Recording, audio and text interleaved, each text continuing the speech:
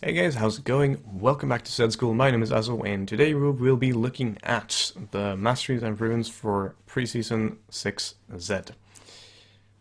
This is more or less a preliminary guide. This is what I've found out so far to work pretty well. But things might change as it's preseason, and things are changing in patches, so we're not entirely sure what's going to happen, or if something else is found out to be really strong, some item build that utilizes one of the keystones more than the others. So we'll see if something develops, but at the moment this seems to be the most viable one, and the most consistent one above all.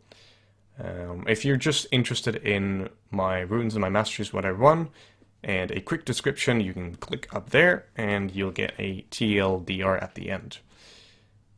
But if you want to see the discussion, here goes. So I run a 12-18 build on Zed, and I take Wanderer, Runic Affinity, Merciless, Dangerous Game, Precision, and Thunderlord's Decree and Cunning, and I take Sorcery, Feast, Vampirism, and Bounty Hunter.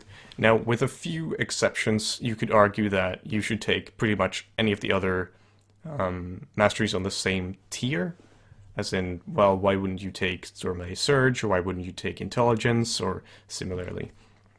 So let's go through all of them, and starting with the big question, which would be, which Keystone is most viable, and why would I take Thunderlord's Decree? Well, out of all the 5 different you could take, which would be Warlords, Fervor, Deathfire Touch, Stormray Surge, and Thunderlords, Thunderlords is the most consistent and the one that synergizes best with Zed, and I'll explain this by looking at all the others and why they don't really work as well.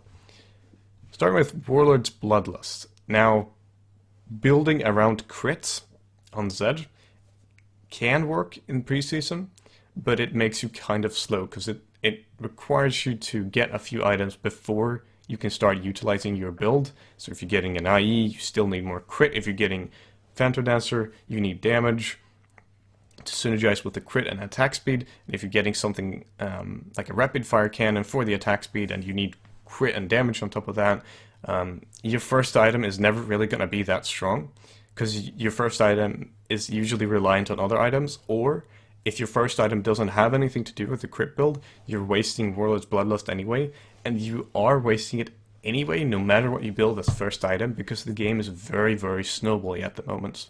Meaning, until you get your first item, and if you rush crit, as I said, that's not great. But even if you do that, and you want to utilize it, and you want to build a crit build, up until that point, your Warlords is useless.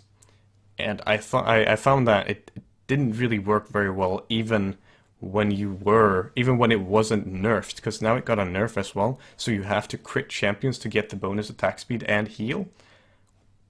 Like, you can work around this by saying, well, I don't have to build lifesteal now because I heal from the crits, and I guess I don't need as much attack speed. If you just get crits, I go crit and damage, and that's why it's still okay. It can work, but I still think if you're going for a crit build, relying solely on the attack speed and healing from Warlord's Bloodlust, it doesn't get as consistent, because if you're not critting early on, you'll easily get outpoked, and you have to engage all the time and really, really rely on crits. Comparatively, it's not as consistent as other builds, and it just doesn't feel like it has as much success, because you're putting your snowballing behind in a very snowbally game at the moment. Fervor, similar situation as Warlords. With Fervor, since most builds at the moment are focused on AD casting, which is a lot of fun with a lot of armor penetration, building something different like Rapid Fire Cannon, Bork, and just attack speed with possibly crit is not as strong as just straight up spell damage. But with Fervor, you can make it work. But then you'd have to make a build specifically for it. And again, if you're going to pick up Bork, if you're going to do an old school build, like picking up Bork early game, you're sacrificing snowballing, because Bork is weaker and more expensive. It deals less damage on every hit, and it costs more, and above all, the Cutlass costs more. It costs 250 more. I believe it costs 1650 at the moment, and has 2% more lifesteal. Yay! not that good for snowballing. And putting yourself behind in a snowballing meta, just to get Fervor, which can be very strong late game, because if you're focused on attack speed with Fervor, with Bork, with Rapid Fire Cannon, a lot of single target auto attack damage, you will definitely kill one person when you jump in, because you have all focus on one person. It'll be very much old school, but you're still putting yourself behind snowball-wise in a snowball meta. I think the biggest question would be Deathfire Touch. This is the mastery everyone said, this is going to be the broken one on Zed. This is just, you're going to take it every single time, because it's 6 plus 50% of your bonus attack damage. 50%! That's so much on Zed, right? Because you have your W that gives you extra AD, and you build a lot of AD on Zed. So if you just build a lot of AD, and then you poke with your spells, you get basically an Ignite on every single attack, right? Because it's 50% of your bonus attack damage plus 20% of your AP, which, you don't build any AP, but it deals it as magic damage over 3 seconds. And they can't build MR versus you, right? I mean, QSS aside, they don't build MR versus Zed. So just preliminary, this looks really, really good. But, first of all, the flat damage you get is 6. This doesn't increase. You get 6 AD. There's 6 damage, plus 50% of your bonus attack damage. Now, 50% of your bonus attack damage with your first longsword, that's around 50% of your bonus attack damage is around 6 to, depending how much AD runes you have, that's around 7 to 9, maybe. It's a bit much, maybe 7 to 8. That is not that much. And plus 6, that's 13 damage. Now, on top of that, and this is going to last until you get more AD, so maybe all the way until level 6, you'll deal 13 damage with your Deathfire Touch, which only counts damaging abilities. And the other problem is AoE deals half the damage in half the time, which means you'll be doing 13 divided by 2, or 13 to 14 divided by 2, let's say 14 because it's easier to divide, you get 7, and then minus their magic resistance, maybe like 5. Until you recall and get some more damage, and then you can increase it to maybe like 25, and then half of that, because you only have AoE, unless you only have AoE damaging abilities, E and Q, unless you're actually talking about the Deathmark Splash, which yes, it's a single target damaging ability, and you do get the full damage. But if you have to rely on a Deathmark for your full damage Deathfire Touch, not very consistent, and doesn't give you very much, very often. The damage is much lower than you think. In late game, it can be pretty strong. Say you're in late game and you have plus 250, like you have 250 bonus AD. That's 131. It's 125 plus 6, divided by 2 because you're poking, and then minus MR. It just, since Zed is for poke champions, this can be very, very strong. For poke champions, even, and if they have single target abilities, even more so. For poke champions, this can be super, super strong. But for Zed, who has AoE poke in very, very big gaps, since you're W, and you can't really rely on your Q for this, and even if you do hit your Q, it's still AoE, and it's still half the damage because of it. And the snowballing is pretty damn weak. Now the big bonus of Deathfire Touch is there's no innate cooldown. You can apply and then reapply to refresh the 3 seconds, or the 1.5 seconds as it were. Which is, 1.5 seconds, you don't really have time to refresh it, so usually you get, if you do the entire poke and then hit another Q, you'll get the full damage from the the Deathfire Touch, but it's just not a lot of damage you get from it. So for something like Zed, it doesn't really work that well.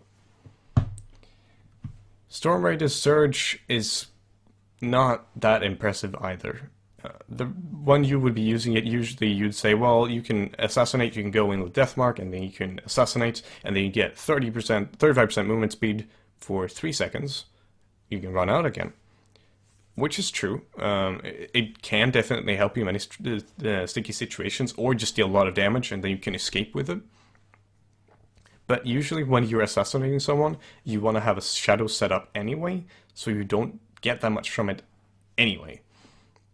In most situations, it's just very underwhelming compared to extra magic damage from Thunderlord's Decree. Because it looks pretty cool on paper, but in practice, you just don't get much for it. On other champions, I've found a little bit more success for it on Talon, but for Zed, usually you have mobility as it is. You have Yomus, you have Black Cleaver movement speed, you already have shadows set up. Usually you have, you're pretty safe. And if you're not safe, usually the 35% movement speed is not going to do the big difference. So comparatively, Thunderlord's Decree, which says every third attack or spell on an enemy champion shocks the air around them, dealing 10 damage per level, plus 20% of your bonus attack damage, and 10% of bonus ability powers, as magic damage to enemies in the area. And it's a 30-second cooldown, which in next patch is going to be reduced to 20 seconds.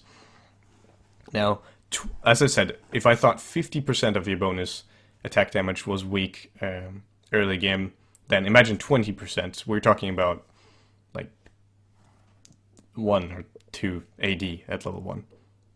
Or, 2 to 3 AD at level 1. This is not a lot of damage. But 10 per level. We're talking about, we're comparing the 7 damage minus magic resistance. Or if we're at level 5, we're comparing from Deathfire Touch, the 7 damage versus the 53 damage from Thunderlord's Decree, which is an AoE as well. Thunderlord's Decree seems to be working at the time that you want to spike, seems to be working really well. And also, since you usually hit 1 Q between Ws, and the innate cooldown is 30 seconds, going down to 20 seconds, pretty much on every single poke combo, since there's around a 16-17 seconds cooldown on W, and then usually you don't use it immediately when it's up, you will have a Thunderlord's Decree on pretty much every single W. Because you can also then W, and if you don't hit a double Q, you could just go in for an auto attack to pop the Thunderlord's Decree and then move on again. It's just such a consistent and fluent mastery for Zed that I really can't compare it to any of the other, because it just seems to work well for Zed. So the other ones to look at, there's no... The other big question, I guess, would be precision versus intelligence. Now, if we're talking about CDR, and I've talked way too much about CDR in my Zed school, but let's talk about CDR again. So, if we're talking about a 45% CDR in Zed, the reason why that would be good is for a lower cooldown ultimate, a really low cooldown ultimate, which is really, really cool. Lets you engage a lot, and lets you fight a lot. Sometimes lets you use ultimate twice in a fight if it's a really prolonged fight. And it also, 45% means you get a really fast W, which means more poke combos, more situations for setting up, W for dodging something, or jumping walls, or poking faster.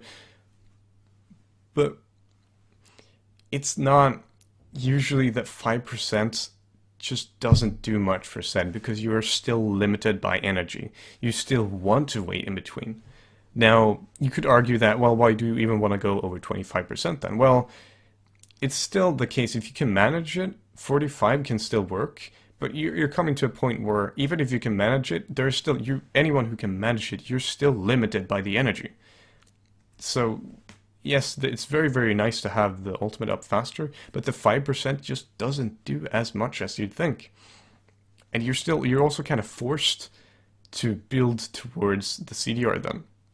Now, taking a look at the runes I'm running, usually I do run flat CDR, which means you are placed at 7.5% from the runes, and then with Yoma's Ghostblade you get 10%, and with Black Cleaver you get 30%, in total 37.5%.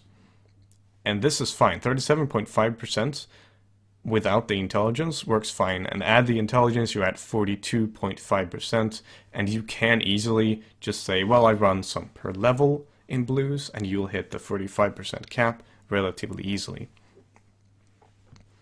But you just don't get much for focusing on it. Comparatively, Precision, where you get 3 flat armor and magic penetration, is really nice. Now, the magic penetration is basically but you do have your passive, which does magic damage. We're talking about 3 magic penetration here, and at level 18 we're talking about 8.4, right? I think it's 8.4, it should be. 8.4 magic penetration, it's not that much, but it's also for Thunderlord's Decree. It does add up a little bit. We're talking about a couple of percentages here and there. It might be just a little bit. It does help. But above all, what we're really focusing on is the armor penetration, which is 3 flat at level 1, increasing to, of course, 8.4 at level 18, gradually.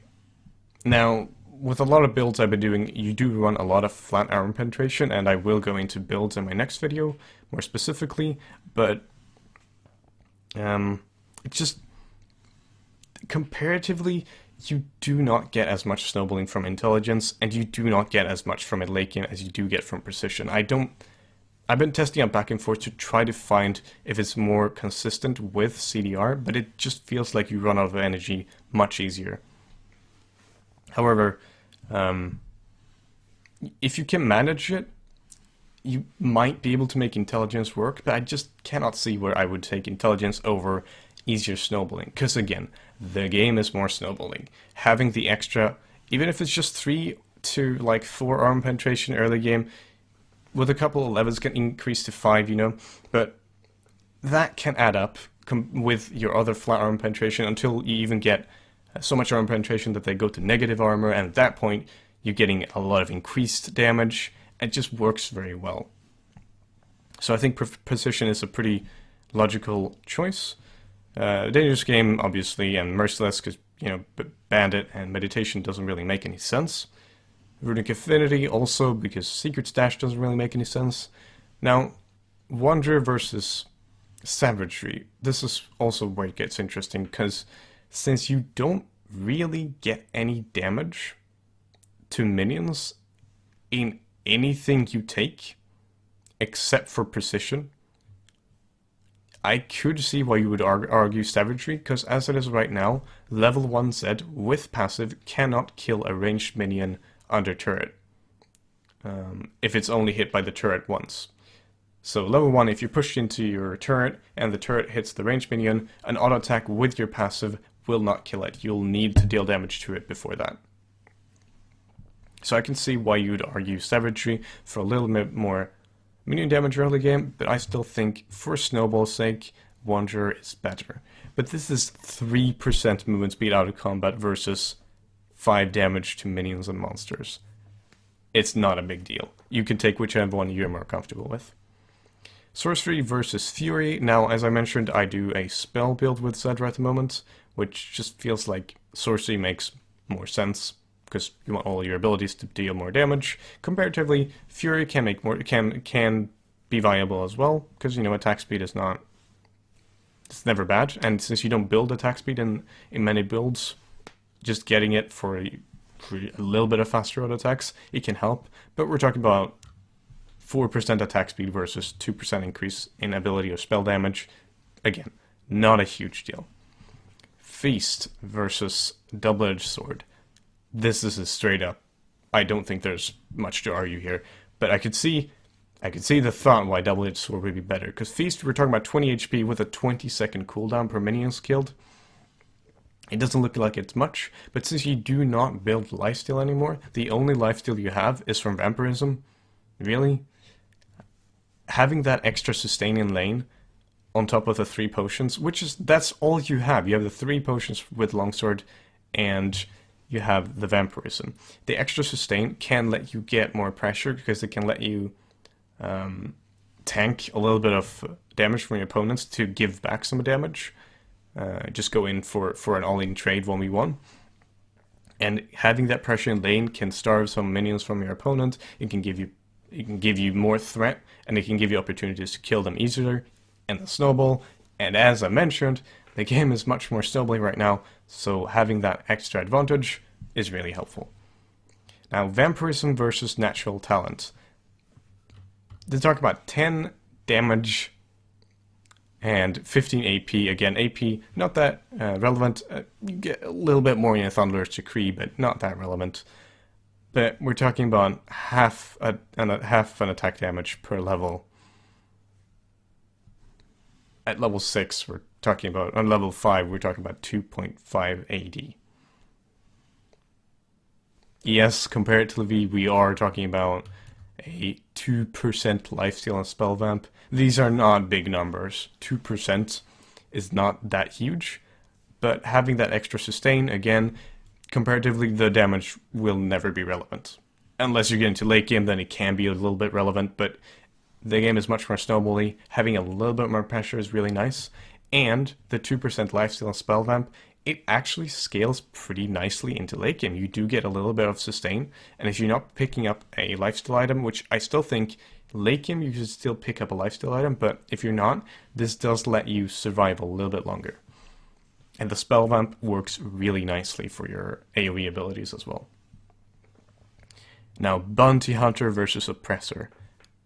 Here's interesting, because I keep talking about snowballing and how you need to have an advantage early game, and Bounty Hunter is not an early game mastery. This is one of the few masteries where I just say you do not build it for early game, because Zed does have a slow. So there is a situation where Oppressor would be relevant when you use the shadows, your living shadows E, and you slow the target, and then you deal damage to them. And you get a 2.5% increase. Now that 2.5% increase, since the WE, or the R shadow E, any living shadow E, is the only slow you have, the small amount of time they're slowed, you're going to have to deal as much damage as you can to get 2.5% increase, which is nothing to, nothing to wrinkle your nose at. 2.5% is still strong, but comparatively, if you get a kill early game, you're at 1% with Bounty Hunter, and then you can snowball it, and then you get more damage from the snowball. It does not specifically help you in lane, but it does reward the snowballing and roaming, which kind of synergizes a little bit with Wanderer. Like, this is all a little bit hyperbolic, because none of this is really, like, game-changing. None of these are gigantic, but Bounty Hunter is the only real time I would choose non-snowballing over, like non-early game damage over early game damage. Because Oppressor is so specific, because you don't build Bork anymore, so the WE is the only slow you have. So unless you're going in with a jungle gank or focusing on roaming with a team that has CC, and if you have a team that can consistently slow your enemies, then you can consider Oppressor. If you have something that can always slow your enemies, and you know you're going to fight a lot with teams, then yes, Oppressor can work, but I think in most situations I would still take Bounty Hunter for its rewarding of roaming and snowballing. And that's pretty much it at the moment. Let's quickly just look at runes as well. Now, I run pretty standard arm penetration, HP per level, cooldown reduction, and AD. This is not by any means the only one you can run, but I think arm penetration in marks and AD in quints is something you shouldn't touch very much. The only situation would be if you change the quints for arm penetration as well, and you run with a lot of arm penetration, flat arm penetration in items and masteries. You run the precision. This gives you, extra flat armor penetration. But even then, I don't feel like you want to sacrifice the early game damage for more armor penetration, because say you're not building Thunderlord's Decree, you do need every extra bit of bonus AD you can get. And for your W, this is not a lot of damage we're talking about, but all the small bonus AD you have does add up. And you really cannot afford to sacrifice too much early game damage. As for, so I think armor penetration marks is the only time you can sacrifice that for AD, or you can sacrifice the quints for AD, but you shouldn't really touch the armor penetration marks. And if you are sacrificing the AD quints for armor penetration, just be careful that you don't overcommit early game and you wait a little bit until you have some flat AD to really utilize the armor penetration. As for seals, you can change. The seals and glyphs are always depending on the enemy team. And the reason again why I run flat and everything instead, because I used to run per level, I think flat, just as long as you have dominance in the lane, you will snowball. Like, as long as you're focusing on snowballing and you do snowball, you win most of your games. It is so focused on snowballing at the moment, and if they're implementing the minion changes they're talking about, it is even more so. So, run everything flat, in my opinion. And again, depending on enemy team, you can get a little bit of MR. You can switch some CDR for MR, or even all of them for MR if they are really AP heavy. Or if they're really AD heavy, you can switch 4 to 5 seals to armor, running about 4 or 5 HP and 4 or 5 armor is pretty standard. Now, the reason why you don't specifically, even if you are against a AP heavy team, you don't have to get MR in blues, and this is because usually it was the case that you could get away with going CDR instead of MR versus AP, but it was risky.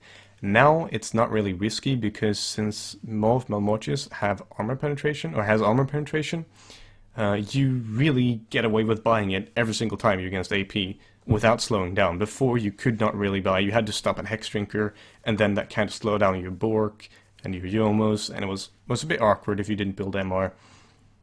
Or you did put yourself in the risk, and if you were falling behind, you had to build Hex Drinker, it was kind of awkward. Here, even if you're behind, just go straight for Maw, because it's armor penetration, and then you can build Yomos on top of that, and it's a lot of good snowballing. But in either case, that's what I run so far, and I think they're still, because it's still preseason, there might still be a build or a Keystone Mastery we haven't figured out is super broken on Zed. Something big might change because it's preseason, they're changing everything. Something might change, we might find something new. We don't know exactly what's going to happen, but as of right now, this is what I'm running, and that is the reasoning behind it. So, in either case, TLDR, I run 12-18 with Thunderlord's Decree, and with AD marks, HP seals, CDR, flat CDR glyphs, and flat AD quints. A few of these you can change. You can change 4 or 5 to armor, or you can change these to MR. That's up to the matchup and up to you. But in either case, it's been really fun. And I will see you all next time in my next video, which will be about Zed builds in preseason. And I will talk a little bit about, as I mentioned, how you're not really punished for buying Maw anymore. Not the same way you weren't really punished, but why it's really rewarding to buy Maw at the moment, and kind of the different builds that have been rising up a little bit, and the one that I favor the most. But in either case, thank you guys very much for watching. If you would leave a like below, that does help out a lot. Have any comments, something you think I was wrong on something I should change, or if you have an input, we can start a discussion below. I'm very interested. Let me know. I'll see you all next time. Thanks for watching. Peace.